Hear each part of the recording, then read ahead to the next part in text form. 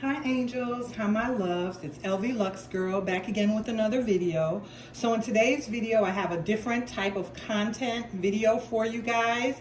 I'm going to be sharing some pieces of my Limoges fine porcelain china. If that's something that you're interested in, then go ahead and keep on watching. And at the end of the video, remember to like, comment, and subscribe on my channel. And this channel will be back to resuming its normal, regular content shortly. But today I figured I'd do a little bit something different for you guys. So if it's something that you're interested in, then go ahead and keep on watching. So several years back, a couple years back, I was off work for an extended period of time and I had a lot of free time on my hands. Myself and a few other family members were off work around the same time, and we decided to use that time to travel locally in my area, not overseas or anything, but locally within the Midwest. So while we were off, we would travel together to Indiana, Iowa, Wisconsin, Illinois. We would just travel throughout the Midwest to several states by car. And we would travel to different antique shows. We would travel to antique malls. And during this time, we would, spend time together, hang out. We would stay overnight in a hotel. Then we would be excited to, get up and go to the shows. And then we would spend time driving back. So during this time, I developed a love for several different and a passion for several different types of antiques. One of them being Limoges fine porcelain. So Limoges dates back as far as the 1800s. And it's fine porcelain china. It's something that an authentic piece will always be marked or signed. You're never going to find a piece of Limoges that doesn't have a marking that says Limoges at the bottom of it. It's always going to have a marking that says Limoges on the bottom of it, or it's not authentic.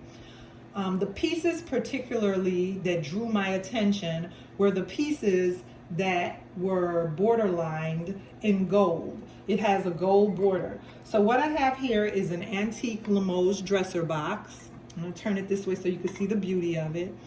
It's about 8.5, 9 inches wide.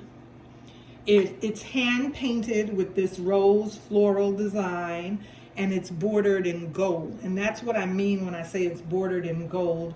The two plates in the back that I have on display on a plate stand, if you can see, they're bordered in gold. And that's what I'm talking about when I'm saying basically all the pieces that I collected or that I was drawn to were pieces that were bordered in gold.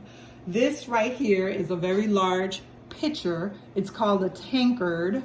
And you can see the handle is gold and the top of the lip of it is bordered in gold. And then it's painted with the berries and the grapes.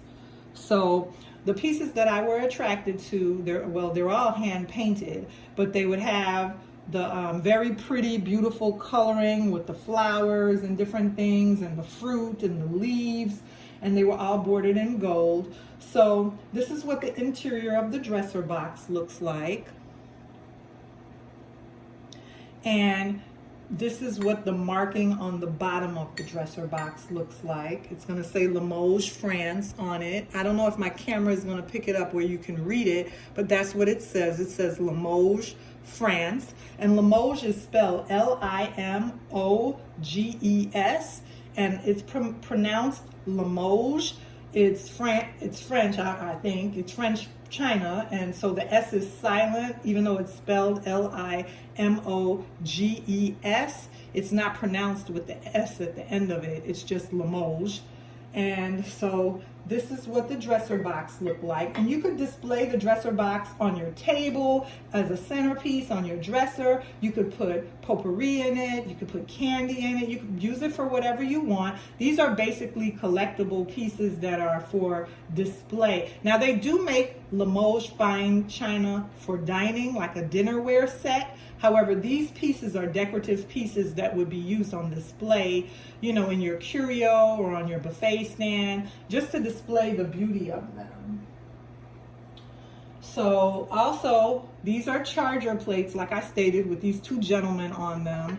These are what's called a game plate because it has the hunting game on it. Some of the hunting game chargers for Limoges will have fish on it, or they'll have birds on it, because basically, you know, it's a hunting game plate, and it's bordered in gold as well. And as you can see, it's marked in the back as well, Limoges, France. That's how you know it's authentic. And here is another game plate. And like I said, these are artists. They're hand painted, so the artists will sometimes sign them. Sometimes you'll have a signed piece where the artist signs his name on it. But all of the plates, whether it's artist signed or not, will always have the Limoges mark on a Limoges mark on the back of it. All of the plates, all of the pieces. So here you have another game plate. And some of the game plates have different types of birds. I used to know the names of the birds. I don't remember the names of all of them anymore. Some of them are quails. Some of them are just different types of birds. And you can see this one is artist signed as well. It has the artist signature right there at the bottom. And then it has the Limoges mark. I was trying to not make it upside down where you guys could see it. Has the Limoges mark on the back of the plate right there. And then also, I wanted to show you guys, this piece right here is a very feminine piece. It's like a candy dish, or you could use it for whatever you want to use it for. You could just use it for display as a pretty, you know, beauty item. You could use it on your dresser. You could use it on a table, on an end table. It has what looks like peony or flowers on the inside. Very beautiful. And you can see it's marked JP France on the bottom as well. And once again, it's bordered in the gold. Like I said, I really like the pieces that are bordered in the gold. And if you see my tankard, this large pitcher for display is also bordered in the gold. The handle of it is bordered in the gold. Now I wanted to talk about this piece right here. This vase or vase, it's so beautiful. This is such a big, beautiful piece. For displayability, it's so beautiful. So this is one of my pieces. I wanted to say, now you could see that this has the gold along it as well. And this is not a flaw right here. This is the way they did the gold on it.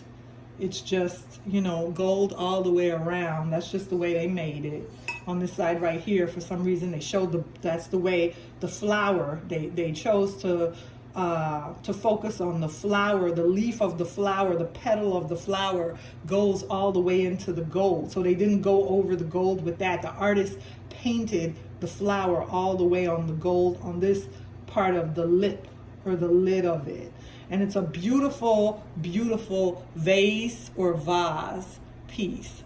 So these pieces right here, you guys, what I wanted to talk about it though is one thing about fine china.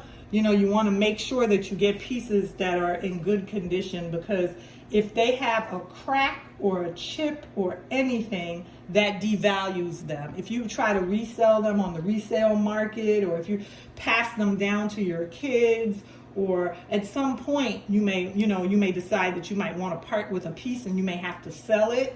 It's only going to retain its value or hold its value if it's not chipped or cracked. If you have any that at some point, they're going to have normal wear over time. That I think is acceptable in the antique community or in the antique world. However, if you have a drastic chip or crack, that's going to devalue the piece. So you don't want any pieces with chips or cracks. If they have a little bit of edge wear, corner wear, that's okay. That's acceptable, because they are very, very old pieces of fine porcelain china. Okay, I hope this video was very interesting. I hope you enjoyed watching. Remember to like, comment, and subscribe on my channel, and stay tuned for another video.